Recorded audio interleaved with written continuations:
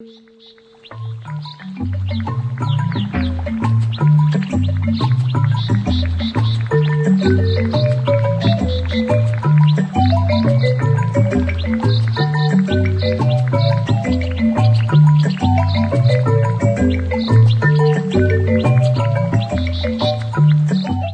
dossiers de Sous l'arbre à palabres.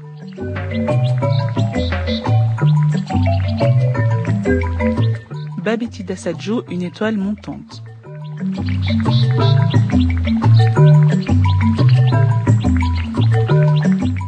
Auditrices, auditeurs de Sous l'arbre à palabres, merci d'être avec nous pour ce dossier. Aujourd'hui, nous consacrons notre heure de dossier à la comédienne bissau-guinéenne Babetida Sadjo. Bonjour. Bonjour. Merci d'être avec nous. Et bon dimanche à tout le monde qui écoute. Évidemment.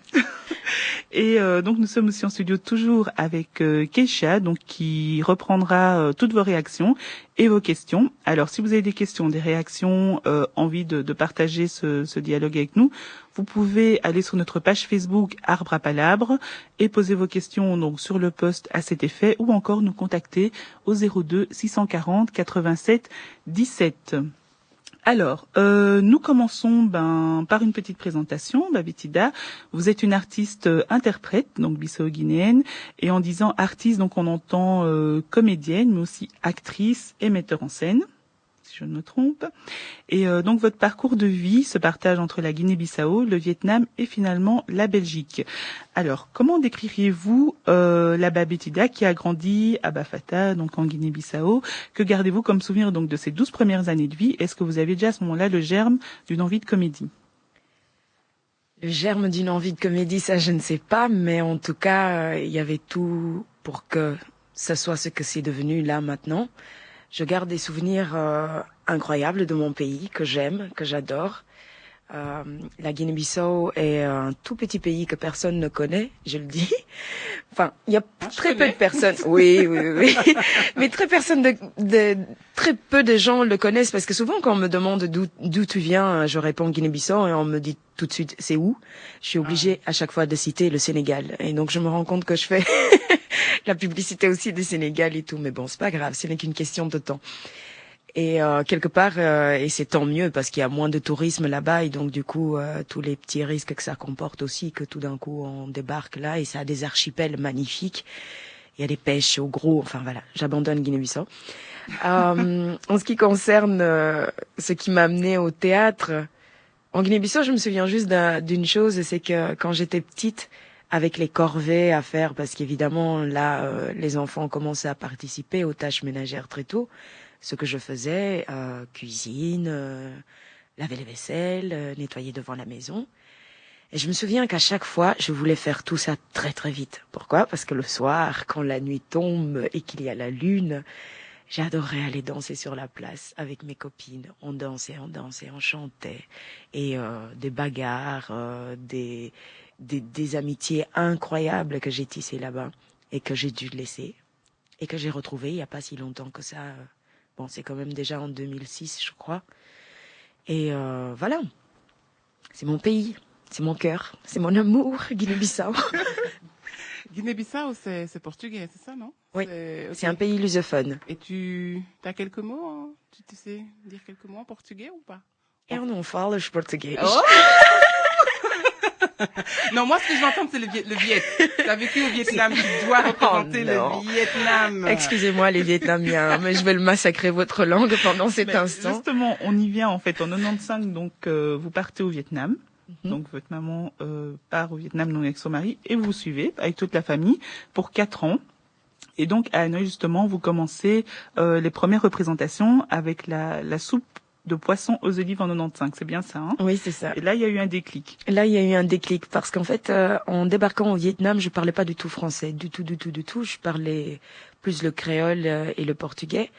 Et donc, j'ai eu envie, et en plus aussi au niveau scolaire, j'étais sans doute un tout petit peu à un niveau en dessous, plus la langue qu'il fallait apprendre avant de commencer à intégrer tout ce qui est théorique. Et donc, du coup, j'ai voulu apprendre le français, mais à une vitesse folle. J'étudiais tout le temps, je lisais tout le temps, je comprenais rien au livre, mais je lisais pour que les mots rentrent. Et là, il y avait, voilà, dans notre école, c'est l'école française, Alexandre Yersin, ça s'appelle, à Hanoï. Eh bien là, il y a plusieurs nationalités et toutes ces nationalités-là se retrouvent. Ils sont tous étrangers, on cherche des activités, il y a beaucoup du sport. Et il y avait des jeunes plus âgés que moi qui, eux, avaient déjà fait du théâtre en Europe.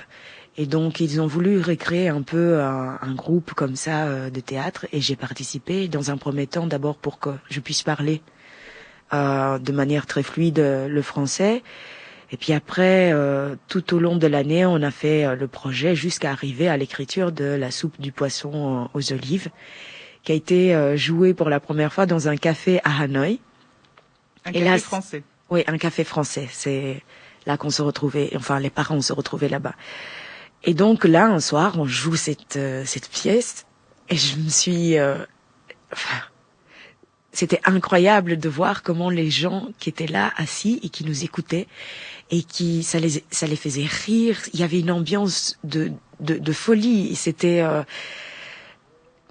c'était au-delà, quoi. Et c'est ce que j'ai perçu, en tout cas, à ce moment-là. Et donc, je me suis dit, mais j'ai envie de faire ça comme métier. Et puis après, je n'osais pas trop le dire trop haut. Parce que je pouvais pas imaginer que ça puisse être un métier. De s'amuser tout simplement comme ça. Et ça, c'était la pensée d'avant. Mais c'est bel et bien un métier qu'il faut pas spécialement rentrer dans les conservatoires.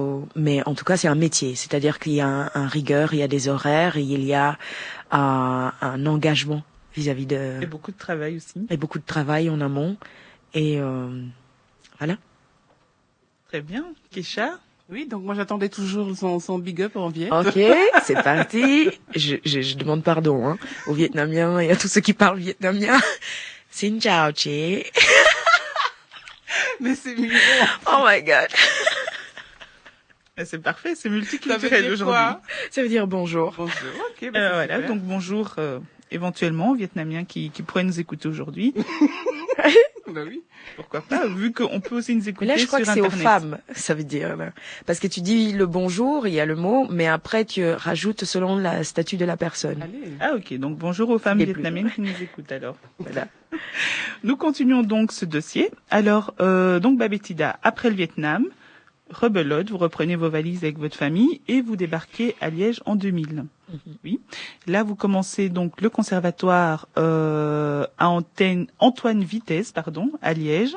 Et petit à petit, donc votre carrière commence. Oui. C'est en fait un centre d'art.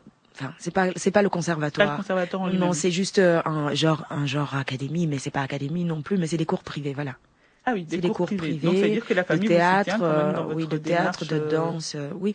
Ma mère m'a jamais interdit, elle n'a ni posé, c'est super génial, ni c'est pas bien, ni ça t'empêche de travailler. Médecin, non, pas du tout. Elle est pas du tout là-dedans. Et ça m'a aidé.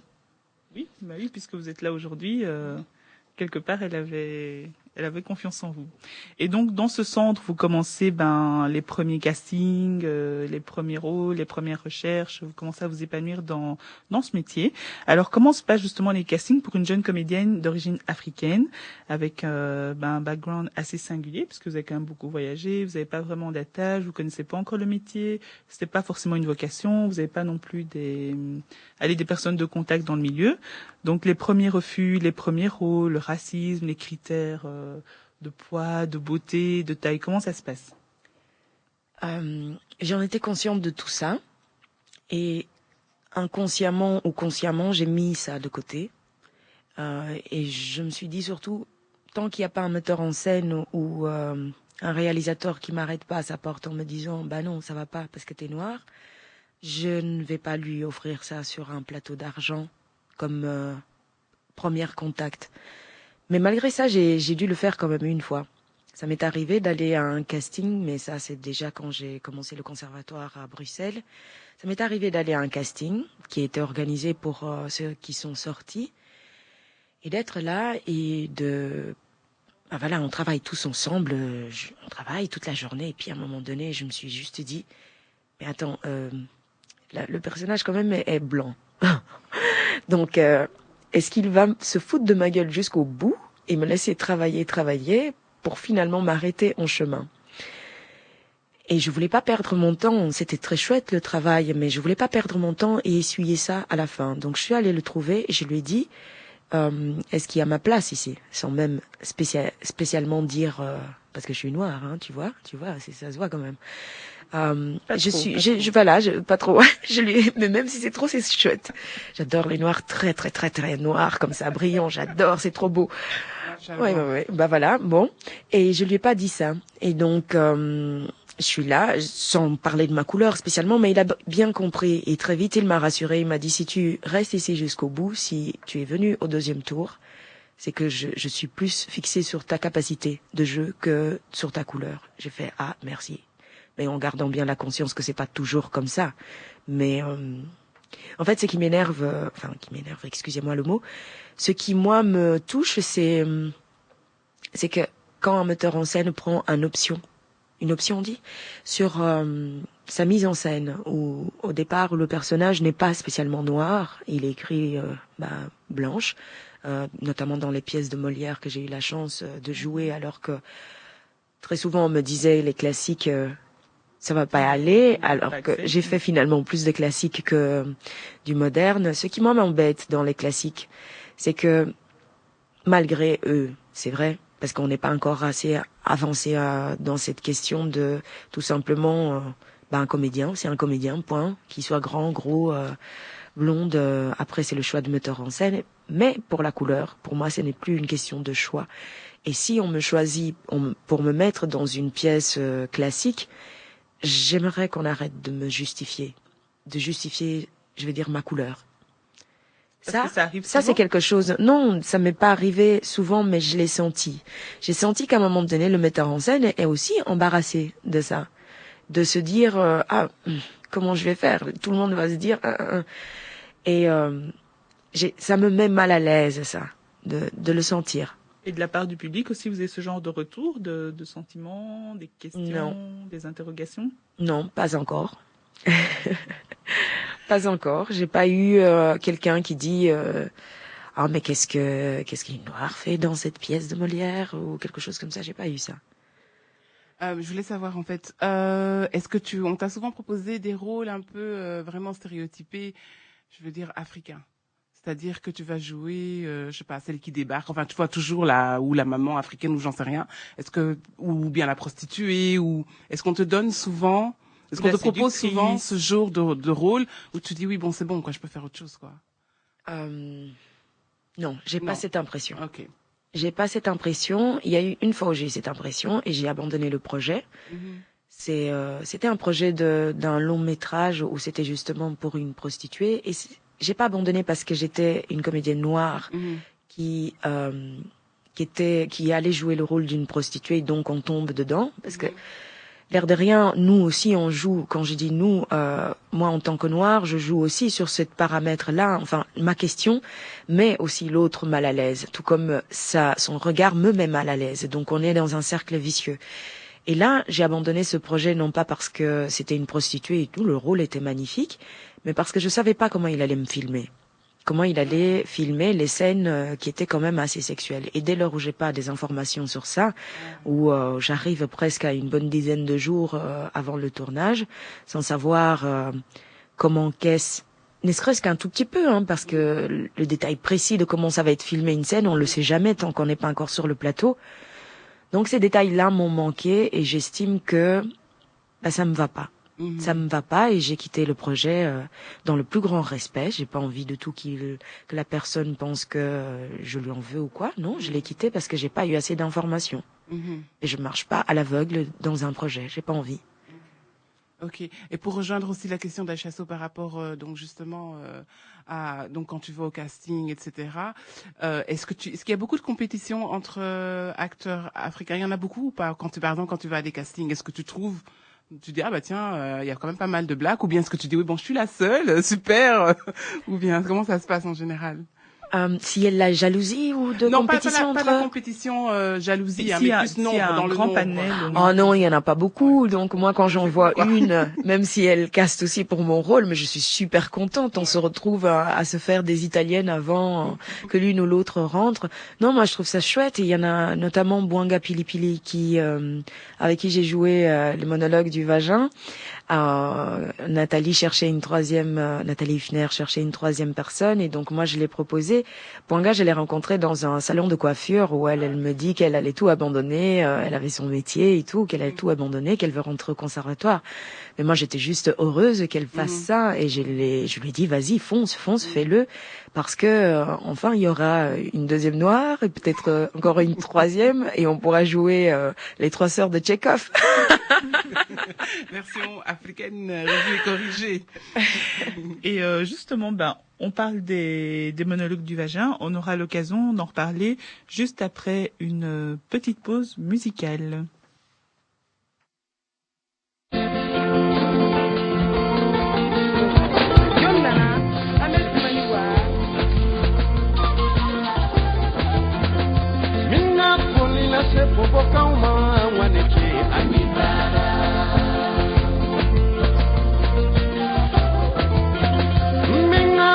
La social calma waniki anibara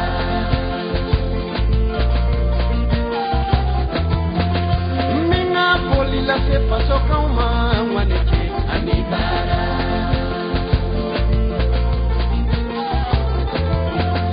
Boya me sera nema Adeya me kera neye Dua me kera neye Lusondia me sera nema kumatenda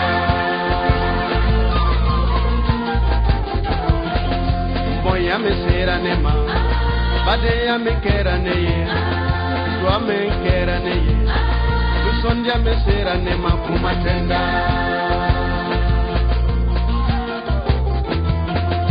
Minga poli la sesia kama waneki anibara. Ajala, ajala, ajala janjo bami jala, ajala, ajala, ajala takwasi mi jala. Ajala, ajala, ajala, janjo bami jala. Ajala, ajala, ajala, janjo bami jala. Muso, auniche. Ale biala kanto nyogoye. Yabala parbaraka.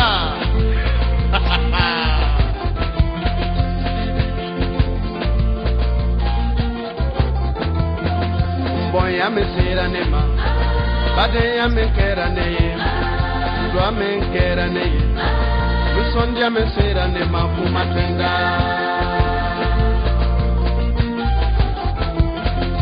Minga poli la se paso kama waniki anibara.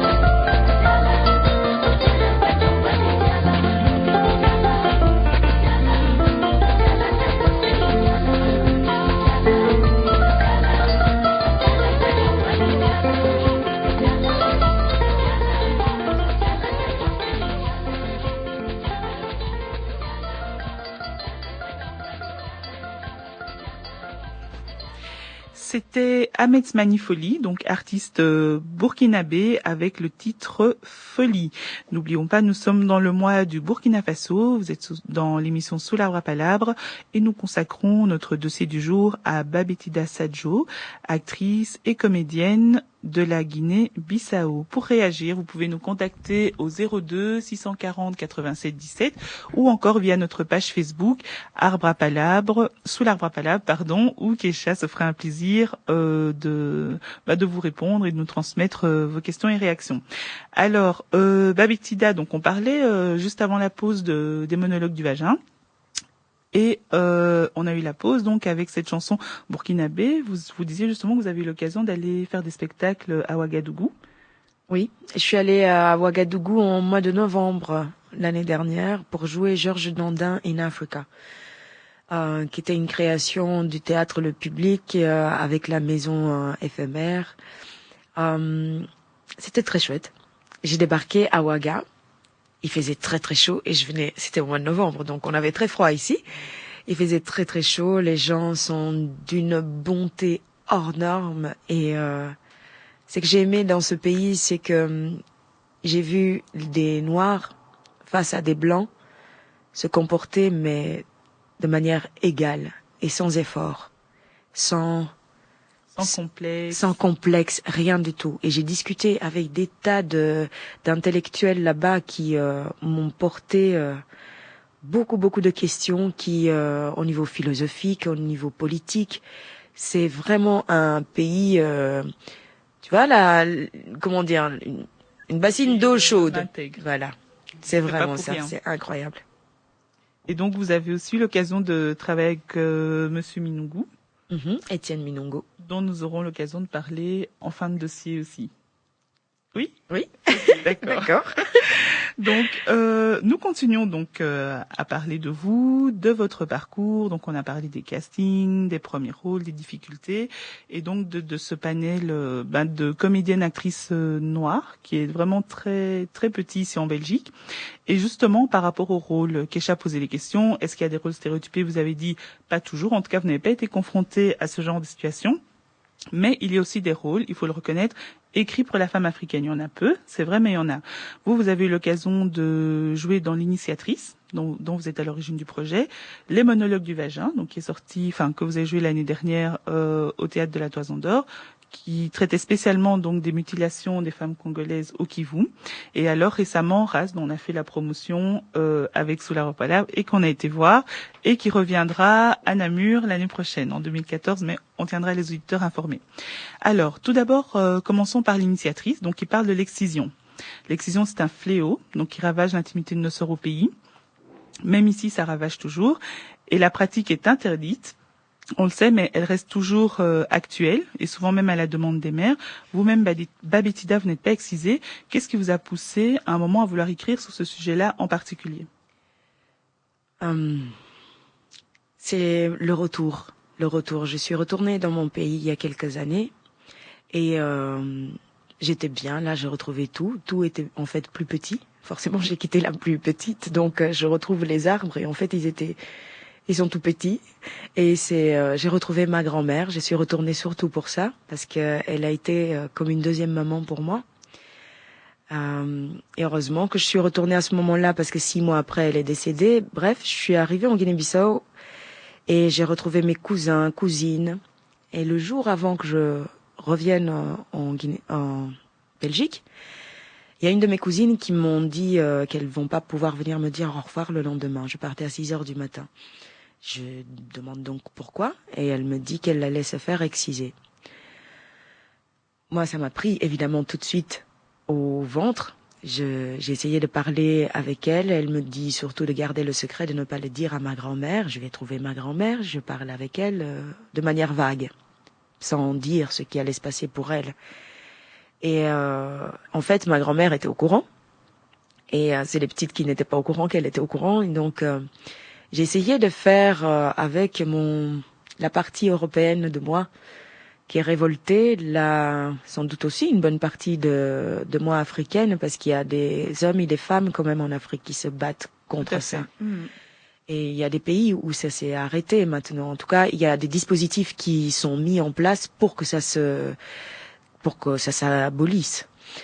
Et donc, je suis retournée en Belgique le lendemain, arrivée ici complètement dans une rage énorme. Et je travaillais à ce moment-là en tant qu'ouvreuse au théâtre de la Place des Martyrs, et j'ai rencontré Pietro Pizzuti là-bas, qui jouait à ce moment-là Le Silence des mers, qu'il avait écrit, qui était magnifique. Et je cherchais. Mais pendant ce temps-là, j'étais tombée sur le livre de Waridiri, Fleurs du désert.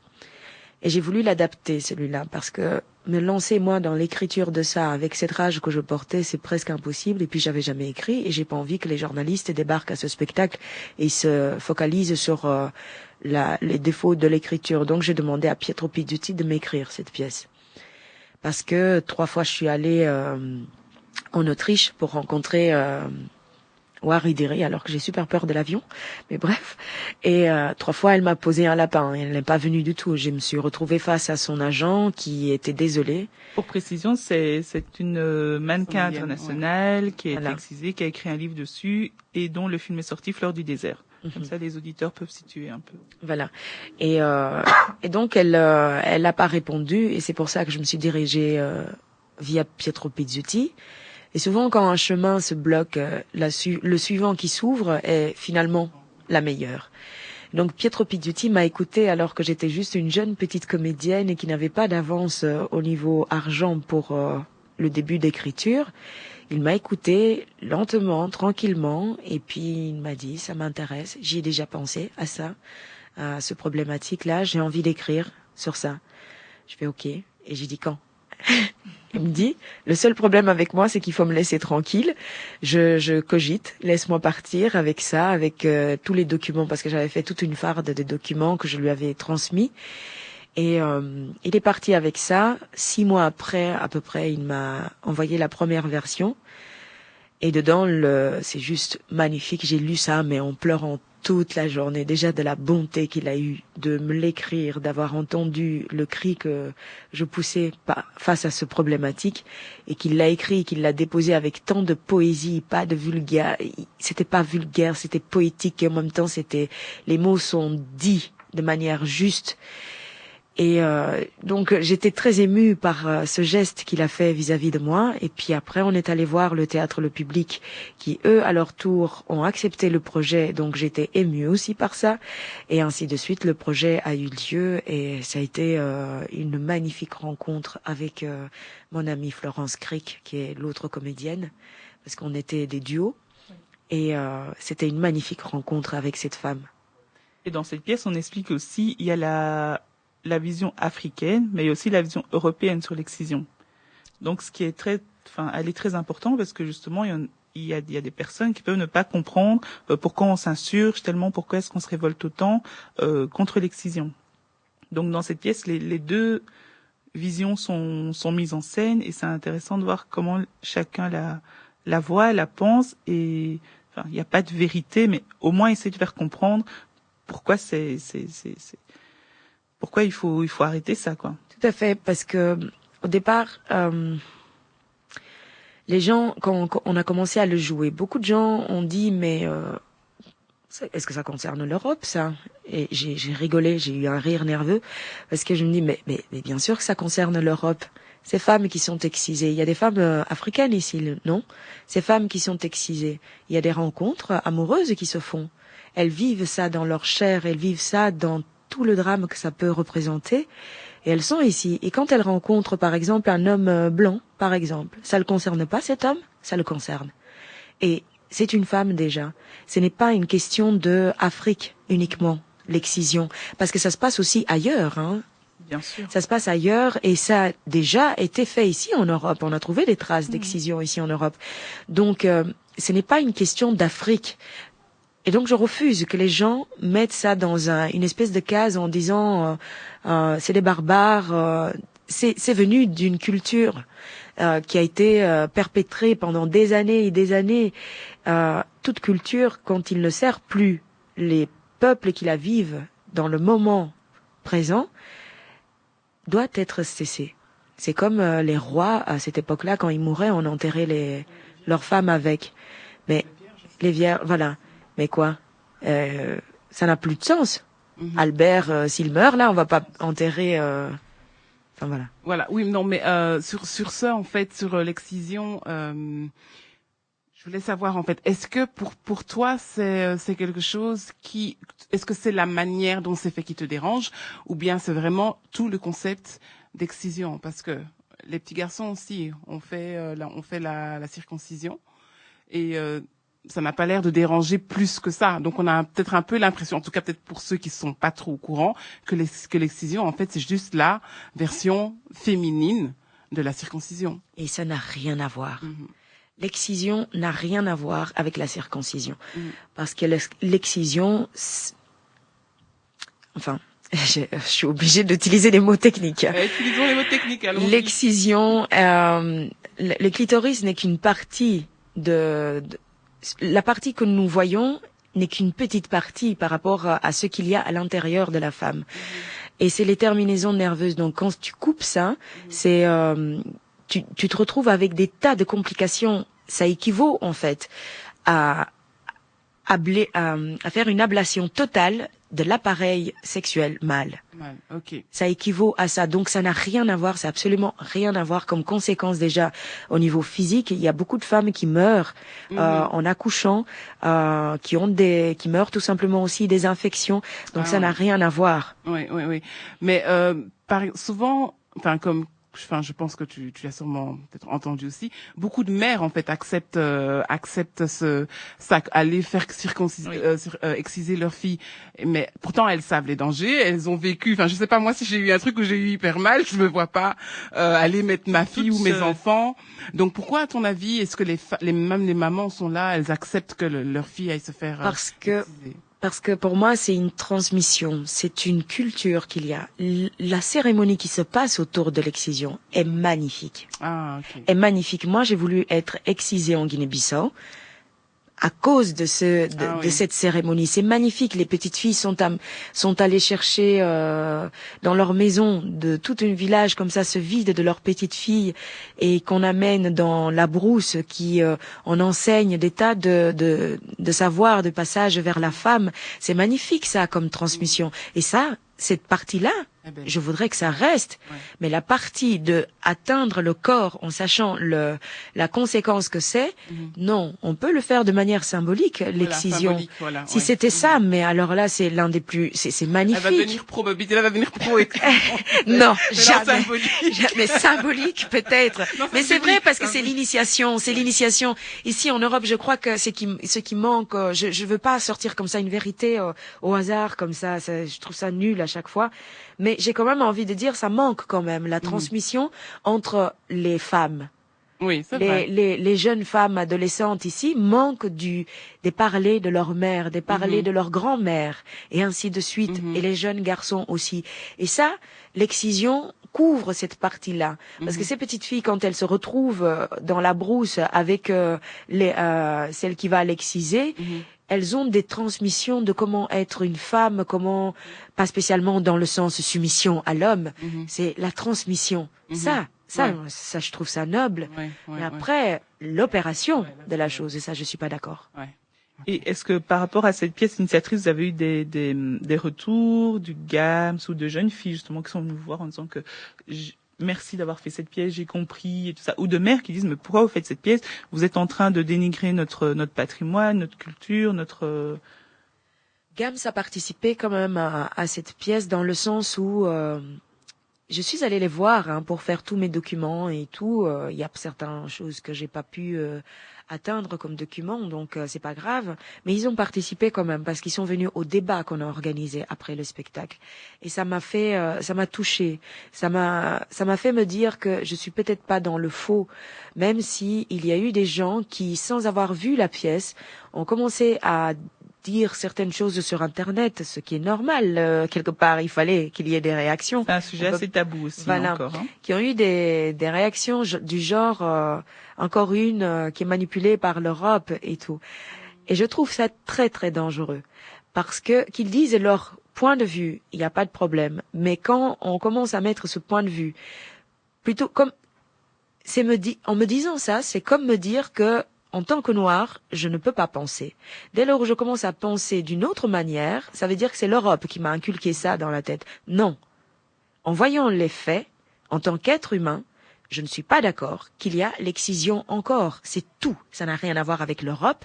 Et tant qu'on n'enlève pas cette espèce de tabou, cette espèce de complexe comme quoi, dès qu'un noir commence à avoir une espèce, parce qu'en plus on a des hommes philosophes mais incroyables, dès qu'on commence à poser des questions autour de notre culture qui va pas dans l'ensemble, dans le sens global du terme, de la pensée, eh ben, on est influencé. On est influencé. On est des pauvres bêtes qui suivent des Européens. Non, je suis pas d'accord avec ça. Non, mais c'est vrai que c'est un préjugé qui reste beaucoup. Oui, mais une petite question. Toi, tu n'as pas été excisée, c'était le choix de ta mère, alors? C'était le choix de ma mère. Je l'ai maudit quand elle a voulu ça. Et puis plus tard, quand elle a vu la pièce, elle m'a dit, tu comprends maintenant pourquoi je t'ai pas excisée? Parce que dans la pièce, en fait, il y a une partie qui est magnifique, qui est vraiment un texte, qui parle de l'héros.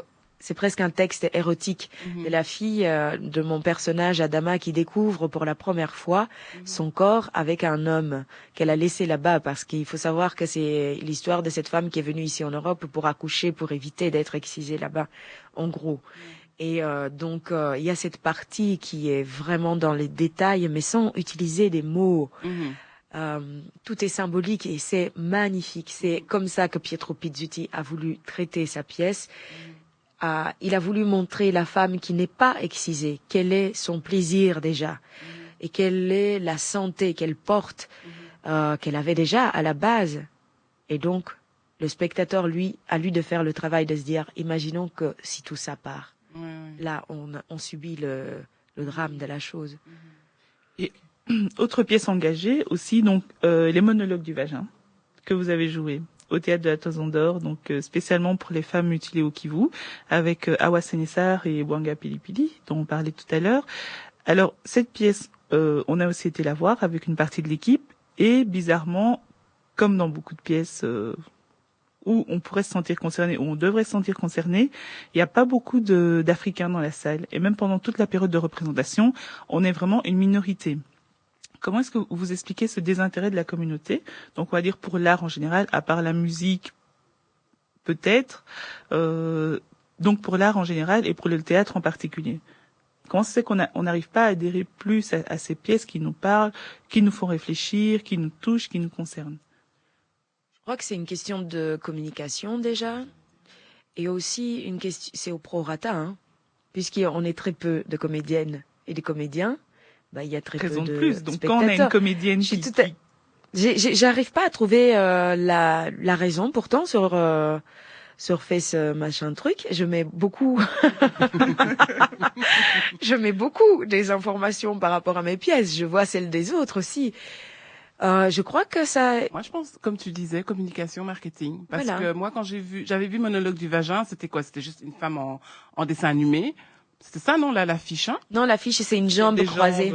Oui, voilà. Donc, en fait, tu pourrais pas te dire que ça va parler. Enfin, tu vois, parce que normalement, tu es d'abord, quand tu marches dans la rue ou quoi, tu es d'abord attiré par une affiche. Tu vois? Après, même voir qu'il y a peut-être des blagues sur cette affiche, tu vas dire, ah, tiens, c'est quoi ce truc? Et là, comme ça, moi, c'est vrai, franchement, j'avais entendu parler de cette pièce, mais l'affiche me disait rien du tout, donc j'ai même pas cherché à savoir en plus ce qu'il y avait, ce qu'il y avait pas, et c'est maintenant que j'apprends, tu vois. Donc, je pense qu'il y a un côté marketing, un peu peut-être communication, qui fait que peut-être que la communauté black ne sent même pas que c'est une pièce pour elle, en fait. Oui, mais ça revient à dire que les blacks alors ne s'intéressent qu'aux choses qui les intéressent. Enfin, c'est pas ça que tu veux dire, je sais bien. Mais c'est vrai que cette histoire de communication, il y en a pas beaucoup.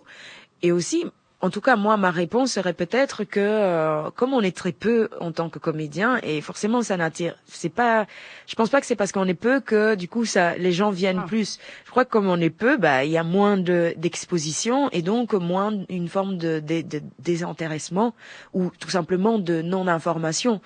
Et aussi parce que les comédiens black, il y a pas si longtemps que ça commence à être, dans les écrans, sur les écrans, ou dans les pièces de théâtre, Et justement, je crois qu'à un moment donné, on les a vus et puis il y a eu une forme de réaction de se dire, purée, si c'est pour aller les voir à chaque fois dans les rôles de bonne ou j'ai pas envie, je boycotte. C'est en train de changer. Donc quand on vous voit dans des pièces comme Monologue du vagin ou Race récemment, donc qui est vraiment une pièce magnifique et qui appelle à la réflexion, ça c'est un fait. Et qu'on la communique, qu'on en parle, il y a eu des papiers dessus. En plus, c'est pas une nouvelle pièce. Elle a déjà été jouée dans plusieurs pays et tout ça, avec toujours une actrice, une comédienne africaine ou afro-américaine. Je pense qu'à un moment, quand elle arrive ici, la communauté devrait pouvoir aussi se réveiller parce que c'est un sujet qui nous touche. Oui, pour Race, pour Race, justement là, j'ai eu quand même un sujet. C'est pas le kivu, c'est pas l'excision. C'est un sujet qui peut nous toucher tous, partout. Oui, pour Race, j'avoue que j'ai été un peu déçue de ne pas avoir plus de noirs, surtout que quand il y avait des noirs dans la salle, les réactions étaient complètement différentes. La pièce se jouait non seulement sur la scène, mais ça se jouait aussi dans les spectateurs, les réactions, mais c'est hallucinant et à la reprise, je suppose qu'il va y avoir beaucoup de monde, mais oui, pour Race, ça, j'ai senti le manque de participation de cette partie-là. De manque de participation, de manque d'intérêt de certains, soit parce qu'ils étaient au courant ou pas et qu'ils voulaient pas y aller ou parce qu'ils étaient pas au courant de tout et donc ils sont passés à côté. Mais j'aurais bien aimé qu'il y avait le maximum de spectateurs noirs aussi pour qu'on sente cette ambiance que j'ai pu apercevoir. On sent les réactions changent et il y a une sorte de petit duel de réactions entre les gens du public. C'est vraiment magique. Donc, on a parlé de tout ça. On va marquer une petite pause musicale. N'hésitez pas à réagir, toujours par téléphone ou via notre page Facebook. Donc, par téléphone au 02 640 87 17. Et nous nous retrouvons donc après cette petite pause musicale.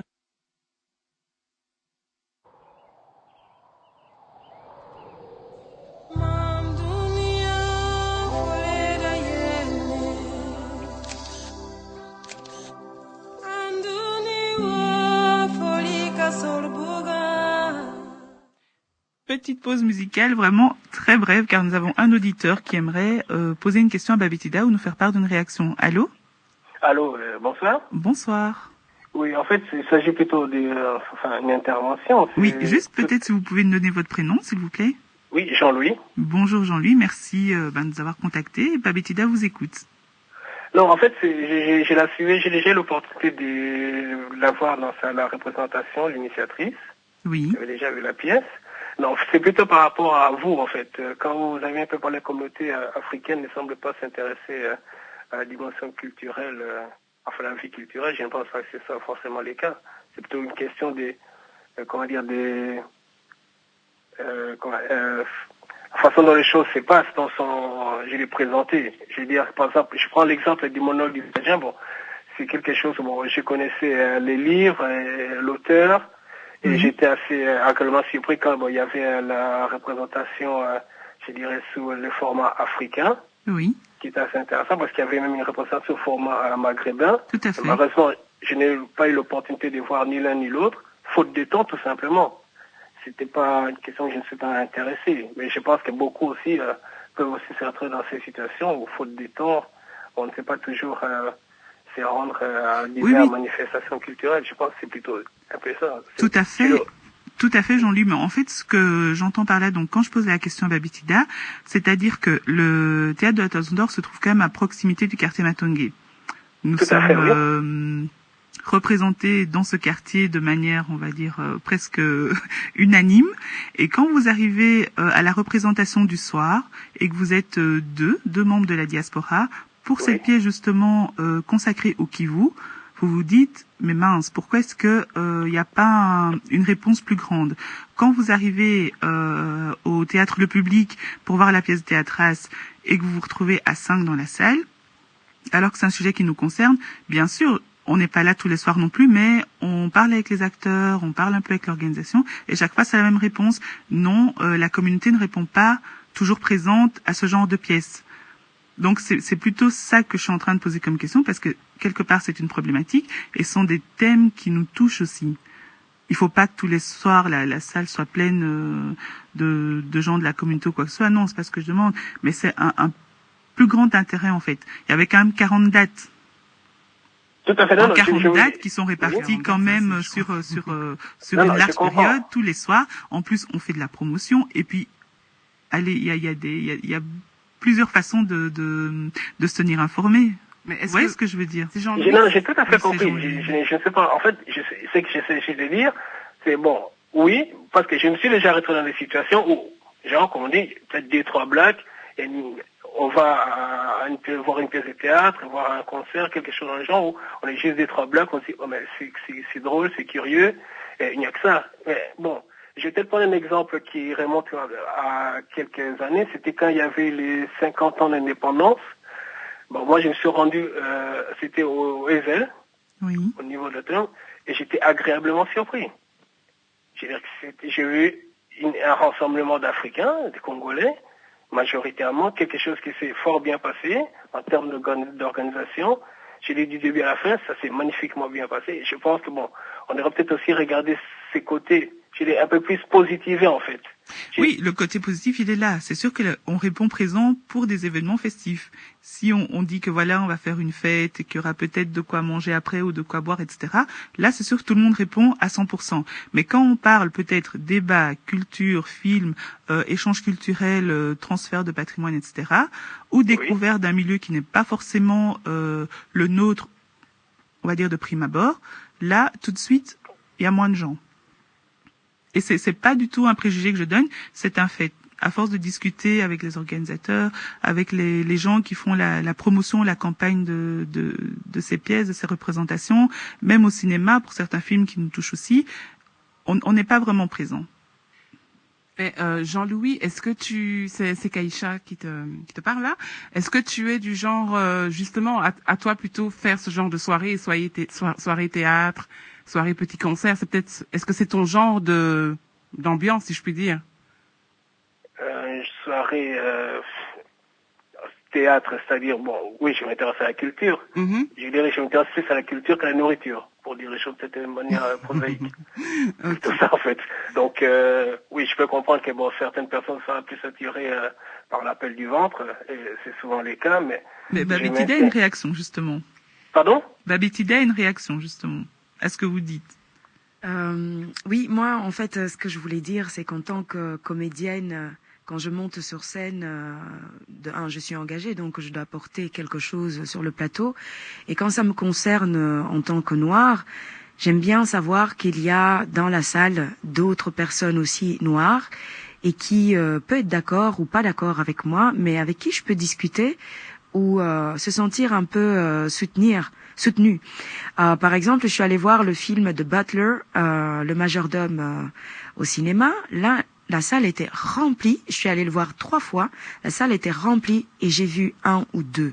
Ça va pas, parce que si c'est une question de être un peu plus exposé de manière médiatiquement parlant, être un peu plus connu, Forest Whitaker est super connu, donc, et le sujet qui se raconte dans The Butler est magnifique. Donc voilà, j'ai pas envie d'accuser, j'ai pas envie de dire maintenant coup de fouet, allez-y, on y va, soutenons-nous, rassemblons-nous, même si c'est ce que je souhaite le plus au monde, c'est que de sentir un peu plus de soutien vis-à-vis de la communauté. Et mais dans quelques domaines que ce soit, si c'est un ministre tout d'un coup qui débarque, ben voilà, le soutenir. Autre domaine que artistique, je sens qu'il y a un léger manque de soutien entre nous, alors que nous nous aimons quand même au-delà de tout ça, et on n'arrive juste pas, je crois, à se le partager, à se le dire.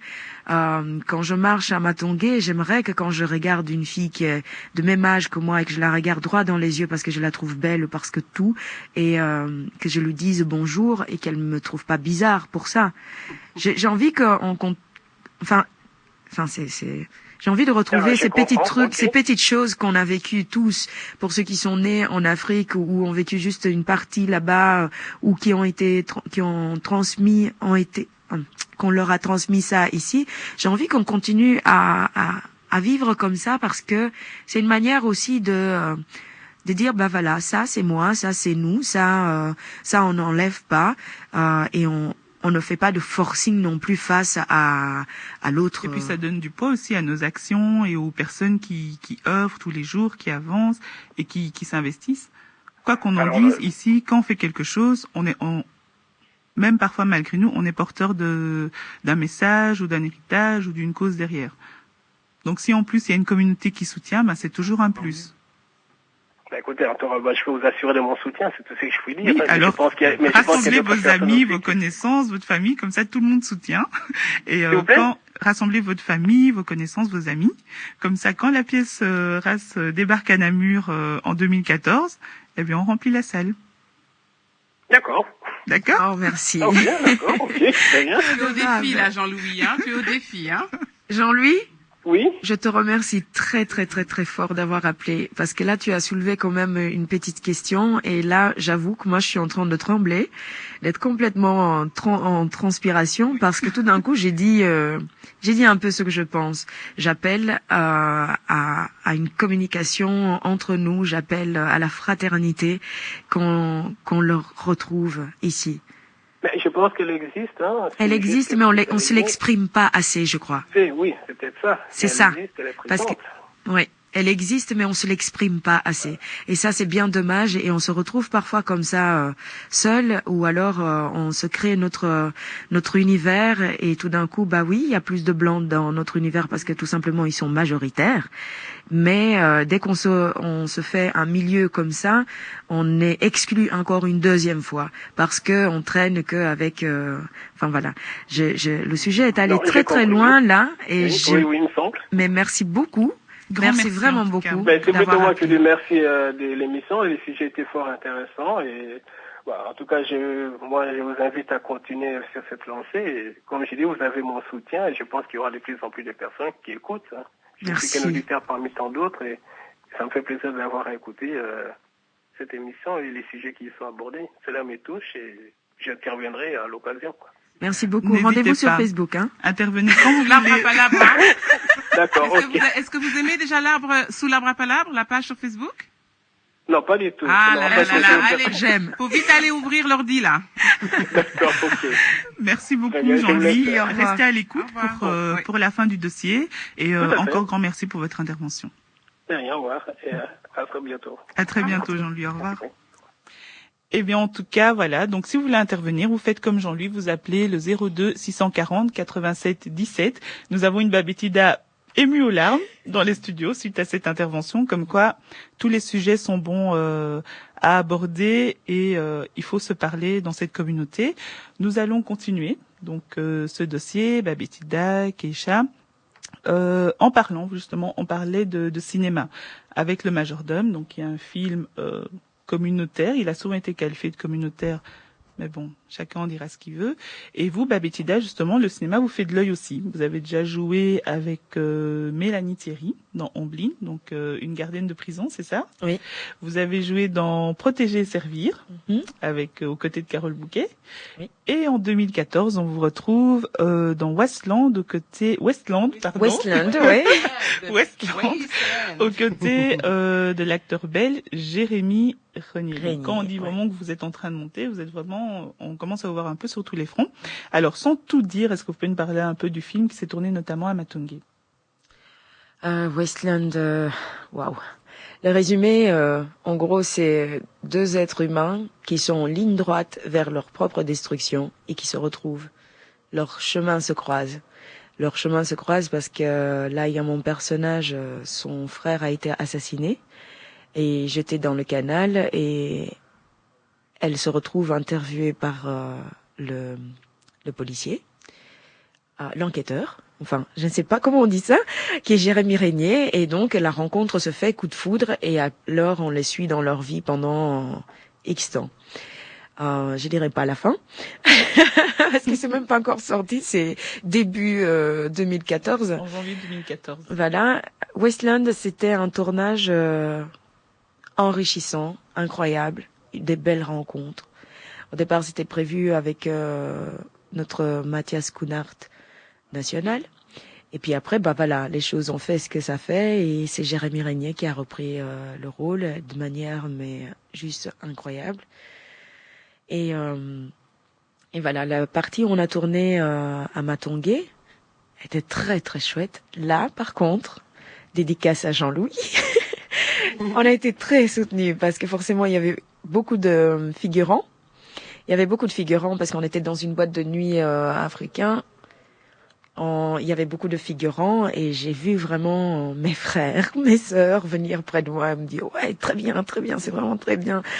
Et ça m'a porté, ça m'a soutenu. Plus la musique de Freddy Massamba en ce qui concerne cette scène-là, c'était incroyable. Sa musique m'a porté, m'a amené à un endroit. Bon, maintenant, on verra les résultats, mais je suis très confiante. On verra le résultat et on en parlera bien sûr en janvier 2014. Donc toutes ces offres au cinéma, parce qu'il y en a d'autres à venir, mais bon, superstition artistique oui, voulant, merci. on n'en parlera pas.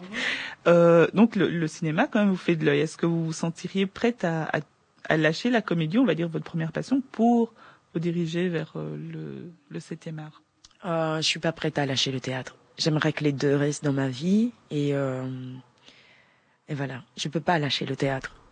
Et d'autant plus que la manière de jouer au théâtre et la manière de jouer au cinéma n'a rien à voir. Ils ont des connexions, hein, mais pour moi, ça n'a pas de lien direct. Ce que le spectateur te donne en direct, justement, n'est pas du tout la même chose que quand tu es face à une caméra. Non, j'ai envie, si la chance est avec moi, et le travail aussi, parce qu'il faut travailler dur, est avec moi, j'ai envie de garder les deux dans ma vie. C'est tout ce qu'on vous souhaite de toute façon. Merci. Et tout à l'heure, donc pour conclure tout doucement ce dossier, nous parlions de Monsieur Minungu, donc avec qui vous avez travaillé à Ouagadougou. Nous avons aussi nos festivals d'art africain, de cinéma, comme le FESPACO, le FESTICAB. Comment voyez-vous l'évolution donc du 7e art dans nos pays, sur notre continent, et comment, à votre façon, peut-être vous y contribuez déjà, ou comment souhaiteriez-vous y contribuer? L'évolution, je dirais que c'est en bon chemin. Maintenant, il faut juste donner les moyens. Il faut qu'il y ait plus de moyens parce qu'il y a de plus en plus de réalisateurs qui font des films mais juste incroyables, notamment Burkina Faso. Là, c'est juste l'effervescence. Comment moi je compte contribuer à tout ça, c'est comme ça que d'ailleurs que j'ai rencontré Étienne Minungu. C'était au départ sur la pièce Georges Dandin in Africa, mais après on commence à discuter parce que je vois bien comment il a fait pour monter son festival qui existe là, qui est le festival Récréatral. J'ai envie qu'il m'aide un peu pour que je puisse faire une petite chose comme ça aussi dans mon pays. Ouvrir un endroit, une sorte de centre culturel avec les enfants dans tous les domaines. Ça, j'ai envie de faire ça. Kisha, une réaction? Non, comme je pense qu'on va bientôt terminer, qu'est-ce qu'on pourrait te souhaiter pour l'avenir là? Qu'est-ce que tu Hollywood, Nollywood? Je n'ose pas le dire. Ok, alors le dire. Souhaitez-moi d'être en santé. Ok. Pas de problème. Alors on vous souhaite d'être en santé. Chères auditrices, chers auditeurs, merci beaucoup en tout cas de nous avoir suivis pour ce dossier donc consacré à Babetida Sadjo, d'origine de Guinée-Bissau, comédienne, metteur en scène, artiste tout simplement. Nous nous retrouvons quant à nous dimanche prochain, même endroit, même heure, même fréquence, pour une nouvelle édition de votre émission Sous l'arbre à palabres, et nous nous quittons avec une chanson du Burkina, Wendy Redaï. Merci beaucoup pour votre fidélité.